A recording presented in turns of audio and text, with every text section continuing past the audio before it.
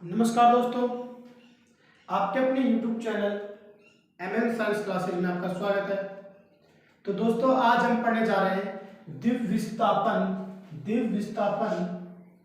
अभिक्रिया।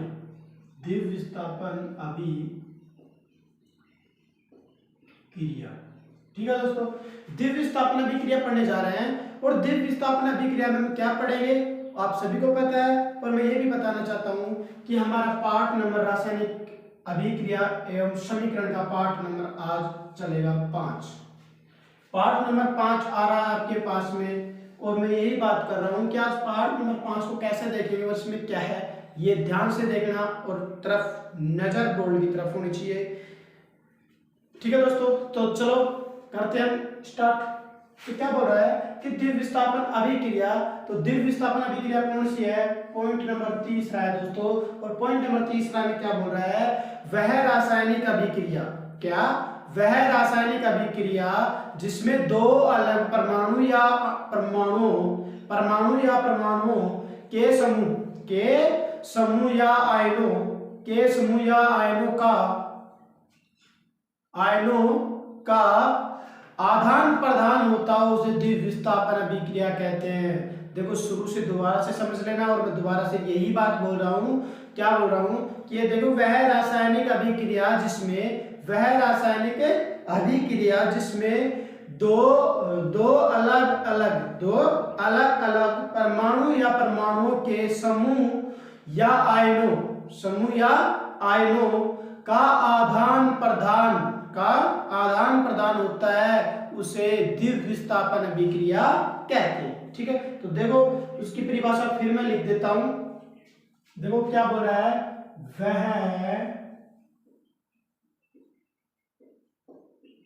रासायनिक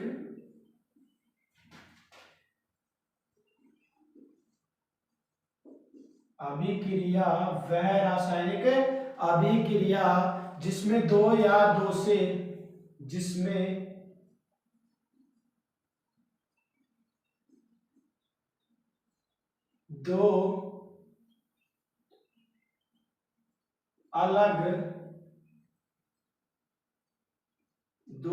अलग अलग परमाणु या दो अलग अलग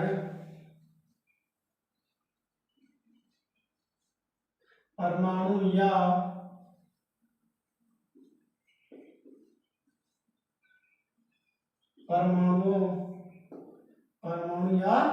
परमाणुओं के समूह या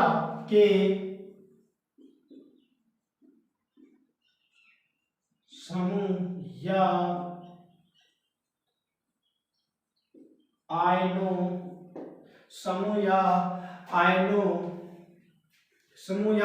का आपस से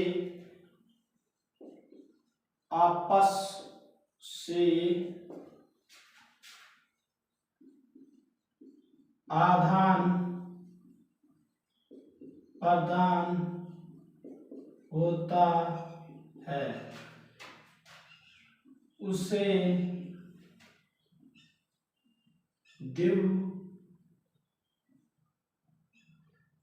द्विविस्थापन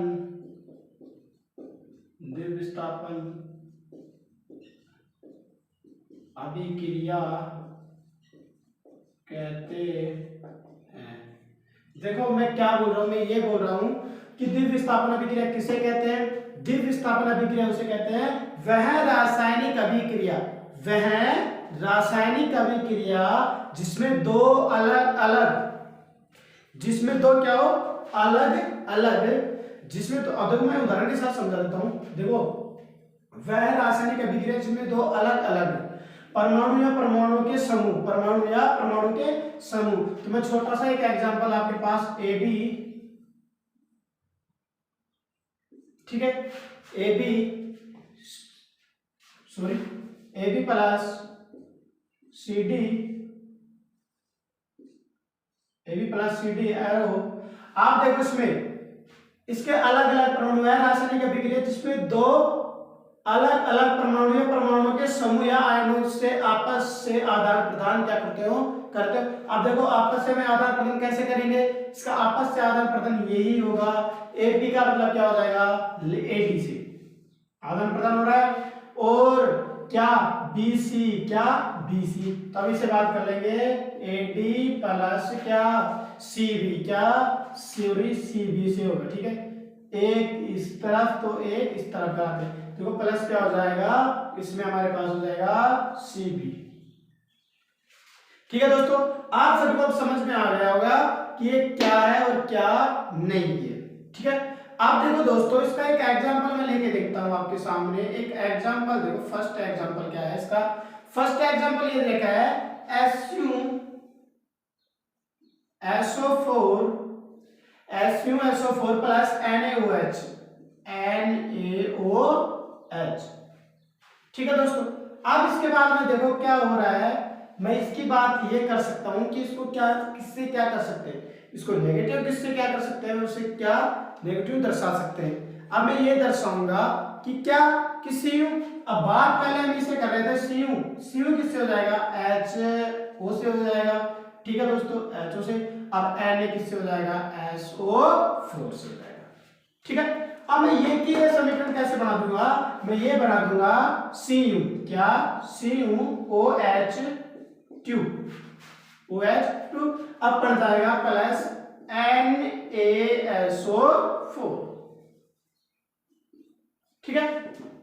अब देखो ये तो क्या थी, ये डिजाइन तो क्या थी, कॉपर सल्फेट की, क्या थी, कॉपर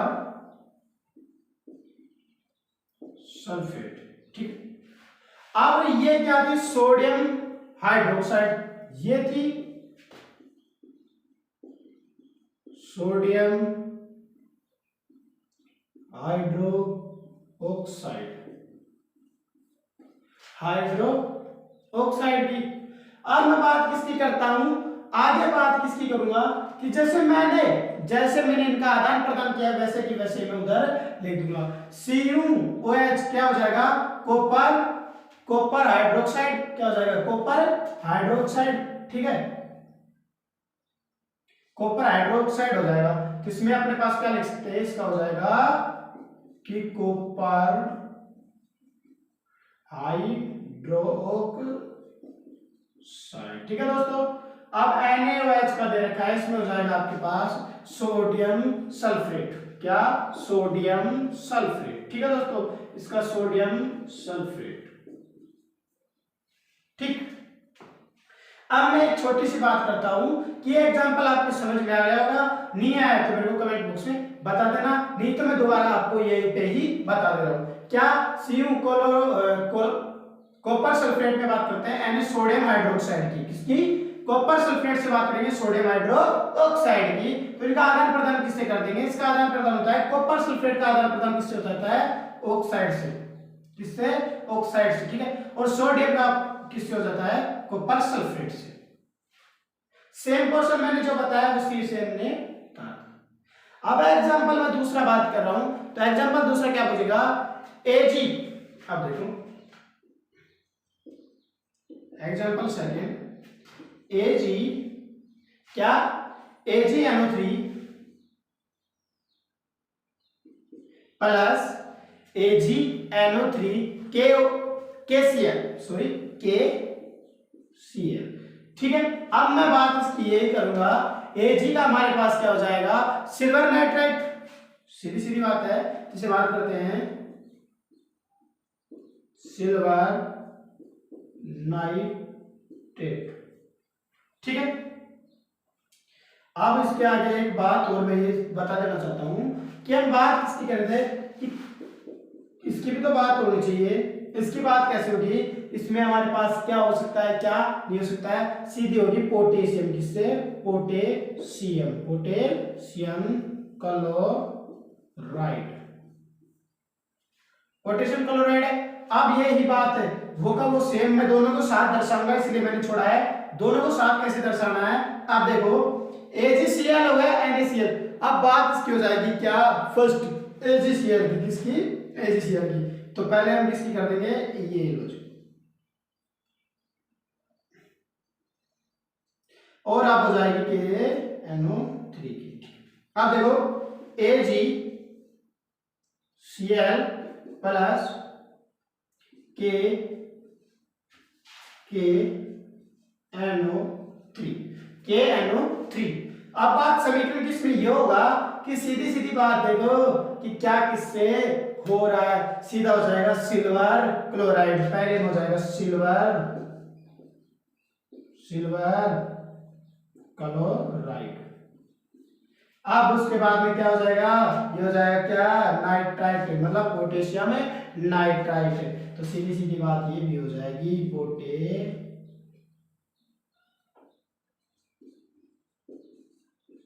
पोटेशियम नाइट्रेट। ठीक, पोटेशियम नाइट्रेट।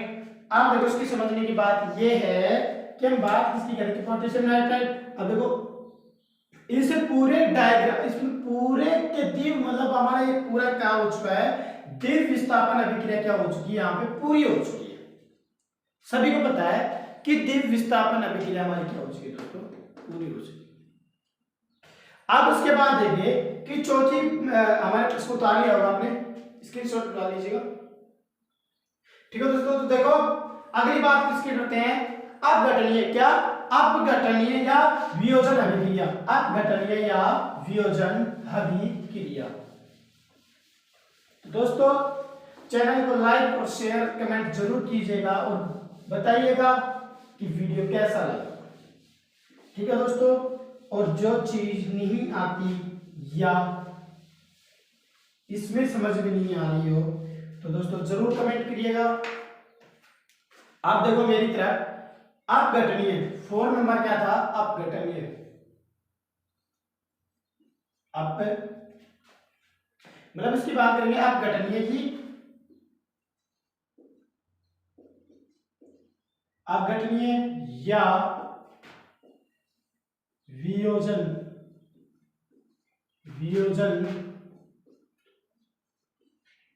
अभिक्रिया। ठीक है दोस्तों, वियोजन अभिक्रिया। देखो अब मैं बात इसकी करता हूं, वियोजन अभिक्रिया में क्या बात करूंगा कि वियोजन अभिक्रिया में होता है, उसकी परिभाषा क्या होती है, उसकी परिभाषा यह होती है कि उसकी परिभाषा दोस्तों, उसकी परिभाषा की बात करूं तो उसकी परिभाषा क्या होती है, वह रासायनिक अभिक्रिया, वह रासायनिक अभिक्रिया जिसमें एक अभिकारक अपघटनीय, क्या अपघटनीय है,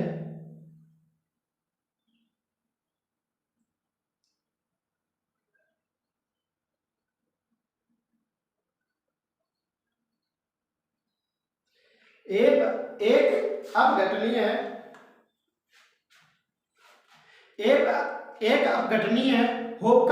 एक अपघटनीय होकर दो या दो से अधिक उत्पाद बनाता हो, उसे क्या कहते हैं दोस्तों, अपघटनीय अभिक्रिया कहते हैं। ठीक है, या वियोजन अभिक्रिया कहते हैं। तो देखिएगा पहला इसका टॉपिक का दो, वह रासायनिक अभिक्रिया जिसमें अपघटन होकर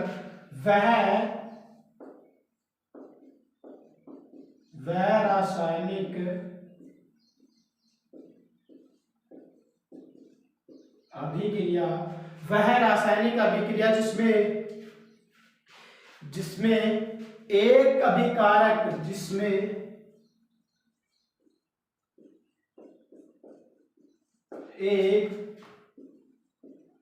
अभिकारक, एक अभिकारक अपघटनीय होकर, क्या अपघटनीय होकर दो या दो से अधिक, अपघटनीय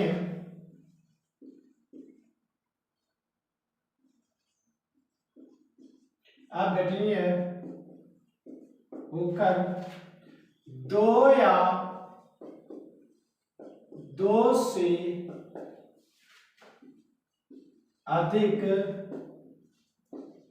उत्पाद बनाता है तो उसे अपघटनीय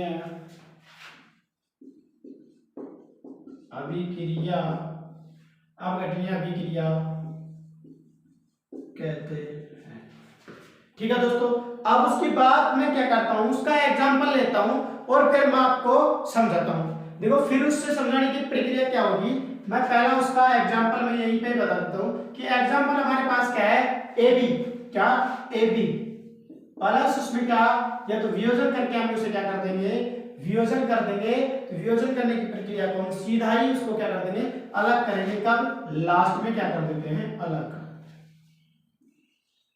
ठीक है, अब इस छोटे से एग्जांपल के हिसाब से मैं एक छोटा सा एग्जांपल और लेके देख लूं तो बहुत शानदार रहेगा। मैं इसमें बात करता हूं छोटा सा एक ये लेके, तो इसमें हो जाएगा सीधा सीधा आपको पता पड़ जाएगा कि वियोजन की प्रक्रिया। आप देखो एग्जांपल, देखो दोस्तों एक एग्जांपल लिखा है मैंने। एग्जांपल क्या लिखा है, CuCO3 या CaCO3 सॉरी CaCO3। आप देखो ये क्या है, सॉलिड है, सॉलिड है तो ये क्या है, पत्थर है दोस्तों। और ये पत्थर कौन सा है, आप सभी को पता होगा, संगमरमर का पत्थर है, कैल्शियम कार्बोनेट है। ठीक है, कैल्शियम क्या है दोस्तों, कार्बोनेट है। अब कैल्शियम कार्बोनेट है तो इसको क्या करने पर दोस्तों, गर्म करने पर, क्या गर्म करने पर, ठीक है, गर्म करने पर। ठीक, आप देखो गर्म करने पर इसे क्या बनेगा, Ca, क्या Ca बनेगा, CO, CaC, क्या CaC। आप देखो प्लस इसका क्या बनेगा, CO2। ठीक, अब CO2 लास्ट में मैं बात करता हूं, CO2 गैस, गैस का क्या बनता है, ये। ठीक, अब मैं एक छोटी सी बात कर लेता हूं, इसकी ये भी लिख देता हूं, इसकी कैल्शियम कार्बोनेट दोस्तों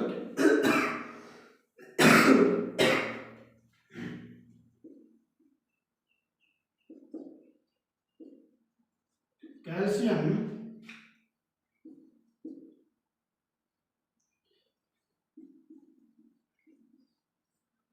कैल्शियम कार्बोनेट क्या है दोस्तों, कैल्शियम कार्बोनेट। अब मैं इस इधर बात करता हूं कि क्या बनता है, यहाँ पे इसे भी लिख सकते हैं संगमरमर का पत्थर होता है। अब देखो इधर मैं क्या लिख सकता हूं, इधर मैं इस पूरे का मतलब इसका ये लिख सकता हूं कि क्या बात है कि कैल्शियम हाइड्रो ऑक्साइड,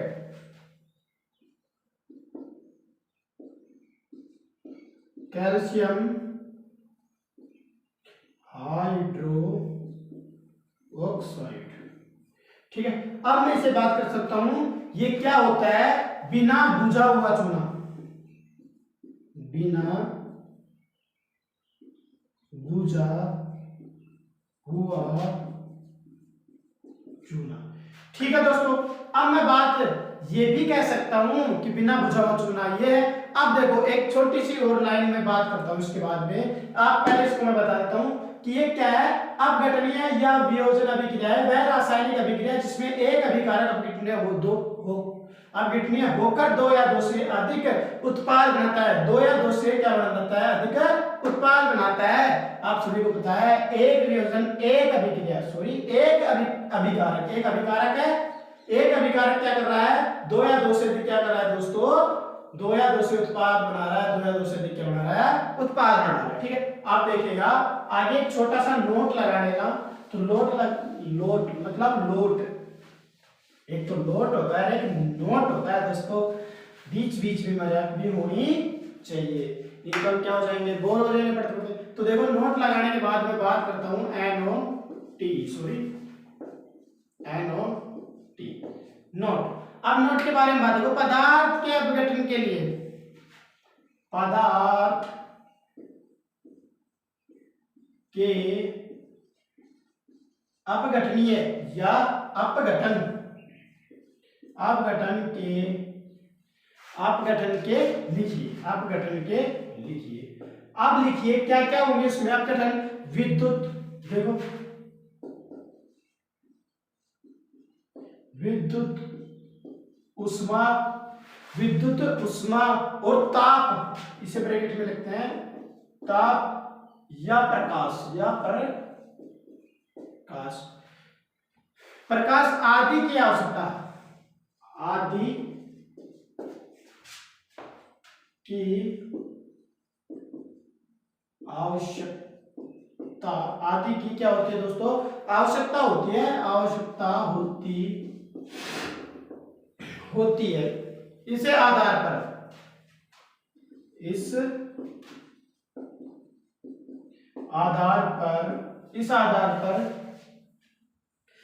आधार पर अभिक्रिया तीन प्रकार की होती है।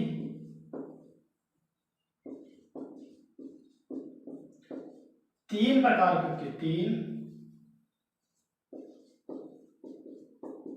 की होती है।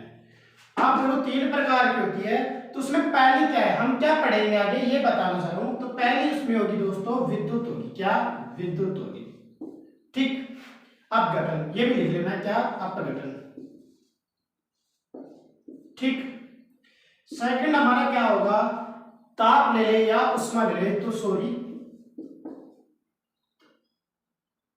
पीए या तापीय प्रभाव ले लेंगे, या उसे हम ये भी लिख सकते हैं, क्या तापीय या उष्मीय, क्या उष्मीय अपघटन, ठीक है। तीसरा नंबर ये भी लिख सकते हैं उसे, और तीसरा क्या होगा, प्रकाशनीय अपघटन, ठीक है दोस्तों। मैं ये बात कर रहा हूं कि अब क्या है, पदार्थ के अपघटन के लिखिए, तो पदार्थ के अपघटन क्या होगी, विद्युत उष्मा ताप एवं प्रकाश के आदि की आवश्यकता होती है। इसे आधार पर अभिक्रिया तीन प्रकार की होती है, पहली है अपघटन अभिक्रिया, दूसरी तापीय एवं उष्मीय अपघटन अभिक्रिया, और दूसरी प्रकाशीय अपघटन, ठीक है दोस्तों। अब मैं बात करता हूं अगले पार्ट नंबर 6 में। तो पार्ट नंबर 5 हमने बना लिया और हमने पढ़ भी लिया, बहुत शानदार है और बहुत समझदार है, ठीक है दोस्तों। तो चैनल को जरूर लाइक और शेयर और कमेंट जरूर बताना, और वीडियो कैसा लगा ये कमेंट में डालना, ठीक है दोस्तों। राम।